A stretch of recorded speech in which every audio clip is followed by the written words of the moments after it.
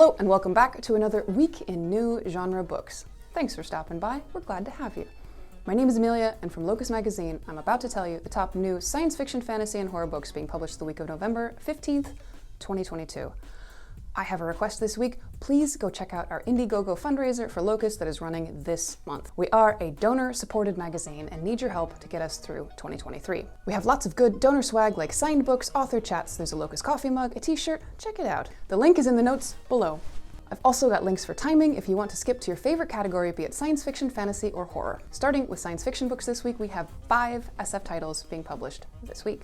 From Chuck Wendig, we saw Wayward out from Del Rey in hardcover, ebook, and audio. This is an apocalyptic, near-future SF thriller, maybe horror novel, sequel to the excellent, also huge, like doorstop-sized, Wanderers. Wendig is a big idea guy who writes believable characters thrown into unknowable situations. I don't know if you've already read Wanderers, but if you like weird, zombie-like social experiments at the national level, you should read it, and then you should read Wayward. From Julie E. Czerneda, we saw To Each This World out from DaW in trade paperback, ebook, and audio. This is an SF novel. A trio of humans work with mysterious alien allies to reconnect with long-lost colony ships full of sleepers on their way to settle distant worlds that are no longer safe. One must assume time dilation is involved for that setup to work. From Cathy McCrumb, we saw Aberration out from Enclave in hardcover, ebook, and audio. This is an SF novel, second in the Children of the Consortium series. When rogue drones threaten citizens and the ship's crew fall ill, the recorder answers their call for help, once again drawing scrutiny from the Consortium. From Daniel Vitale, we saw Orphans of Canland out from Stridge Publishing in trade paperback and ebook. This is a post-apocalyptic SF novel of a changed America recovering from environmental collapse. Finally, from K.M. Watts, we saw Born Andromeda out from Duet in trade paperback and ebook, a YA space opera novel about an 18-year-old cyborg princess who dreams of freedom and adventure, which she might get after being captured by space pirates. Next up, horror. 2 titles this week. From Justin Arnold, we saw Wicked Little Things out from Tiny Ghost in trade paperback, hardcover, and ebook. This is a young adult campy horror novel about Dane, a teen witch who returns home to solve the mysterious death of his cousin with the help of a coven of mean girls trying to give him a makeover. I mean, that's a funny setup. I'm not even the target audience. Who wouldn't want to hang out with a coven of mean girls? From Aaron K. Wagner, we saw When Home, No Need to Cry, which isn't home where we do most of the crying? Discuss in the comments below. Out from Aqueduct Press in ebook, this is a collection of stories about the quiet things that haunt us. Finally, let's get at fantasy books. I've got 13 new fantasy titles I'm going to tell you about that are coming out this week. From the best-selling author Rebecca Rowanhorse, we saw Tread of Angels out from Saga Press in hardcover, ebook, and audio. This is a historical mystery novel with fantasy elements based on the true story of the proposed Native American state of Sequoia in the area that became eastern Oklahoma. The year is 1883, and the mining town of Goisha is booming as prospectors from near and far come to mine the powerful new element divinity from the high mountains of Colorado with the help of the pariahs of society known as the Fallen.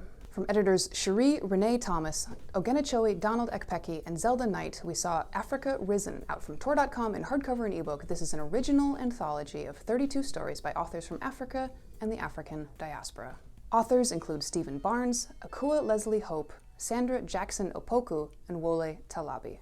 From Isaiah Lavender III's review in the November issue of Locus, it's got virtual reality, it's got robots, it's got dragons, it's got shapeshifters, it's got time travelers. My goodness, it's also got lizard people. It's got climate change, it's got cool visions of technology, as well as critiques of capitalism. It appraises race and racism, gender and queerness, and religion too. It challenges its audience through stories of rituals, initiations, and spiritual beliefs. It's got stargazing, hover buses, underwater adventures, hauntings, love affairs, magic, and science in equal measure. By golly, it even has a story featuring a spaceship named Biscuit. Could be your cup of tea, that biscuit. That pun was not from Lavender's review, but I think it's rude to leave a setup that good lying on the table. Tea and biscuits, see? That one was for the Brits and the Aussies. Anyway, from the impressive Brandon Sanderson, we saw The Lost Metal out from Tor in hardcover, ebook, and audio. This is a fantasy novel, 7th and final in the overall Mistborn series, 4th in the Wax and Wane sub-series. From best-selling author Charlaine Harris, we saw The Serpent in Heaven, out from Saga Press in hardcover, ebook, and audio. This is an alternate history fantasy novel, the fourth book in a series featuring gunslinger Gunny Rose, but this time focusing on Elizabeth's half-sister Felicia at the Gregory School in San Diego, where she is attacked and secrets of her past are revealed. From Locus' perennial favorite KJ Parker, we saw Pulling the Wings Off Angels, out from Tor.com in trade paperback and ebook. This is a fantasy novella. A clerical student in debt to a gangster is ordered to deliver the angel his grandfather reputedly kidnapped or lose body parts. Locus reviewer Gary K. Wolfe said this in the November issue of Locus. As funny as they may be, Parker's stories are never without a genuinely dark edge, and the violence and brutality of Pulling the Wings Off Angels is evident from its opening paragraph. Or from that matter, the title itself, which turns out to be pretty literal.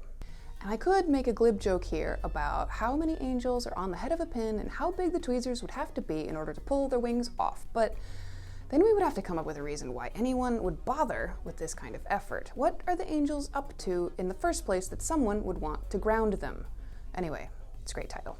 From fantasy luminary Stephen R. Donaldson, we saw The Killing God, out from Berkeley in hardcover, ebook, and audio. This is a fantasy novel, the third and final in the Great God's War trilogy. Although, do trilogies really end anymore, or do they just spin off new trilogies? Two enemy kingdoms join forces to face a greater threat. From J.R.R. Tolkien, we saw The Fall of Numenor and Other Tales from the Second Age of Middle-earth, out from Morrow in hardcover, ebook, and audio. This is a collection of Tolkien's writings on the Second Age of Middle-earth, in one volume for the first time, with new illustrations by Alan Lee, edited by Brian Sibley. From Diana Rowland, we saw Rise of the Demon, out from DAW in paperback and ebook. This is an urban fantasy / police procedural mystery, 9th in a series featuring police detective / demon summoner Cara Gillian. From Jennifer L. Armentrout, we saw A Light in the Flame, out from Blue Box Press in hardcover, trade paperback, ebook, and audio. This is a fantasy romance novel, second in the Flesh and Fire series. The only person who can save Sarah now is the one she spent her life planning to kill. From Arthur Shattuck O'Keefe, we saw The Spirit Phone, out from BHC Press in hardcover, trade paperback, and ebook. This is a historical fantasy novel. Aleister Crowley and Nikola Tesla team up to investigate Thomas Edison's new invention that allows people to speak with the dead. From Beth Overmyer, we saw Death's Key, out from Flame Tree Press UK in trade paperback, hardcover, ebook, and audio. This is a fantasy novel, third in the Goblets Immortal series.